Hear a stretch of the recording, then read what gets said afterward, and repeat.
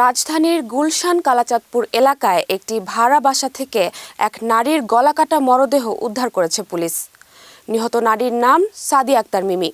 শনিবার 18 জানুয়ারি দিবাগত রাতে গুলশান থানাধীন কালাচাঁদপুর পশ্চিম পাড়ার ওই বাসা থেকে মরদেহটি উদ্ধার করা হয়। পুলিশ জানায়, রাত আনুমানিক 1টার দিকে সংবাদ পেয়ে তারা ঘটনাস্থলে পৌঁছায়।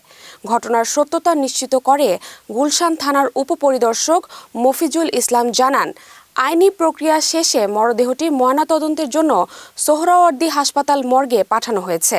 পুলিশের প্রাথমিক তথ্যে জানা যায়, নিহত নারীর গলায় গভীর কাটার চিহ্ন ছিল এবং শরীরের বিভিন্ন স্থানে আঘাতের চিহ্ন পাওয়া গেছে। জানা গেছে, ওই বাসায় 2 নারী ভাড়া থাকতেন। নিহত সাদিয়া আক্তার মিমি পেশায় একটি বিউটি পার্লারের কর্মী ছিলেন।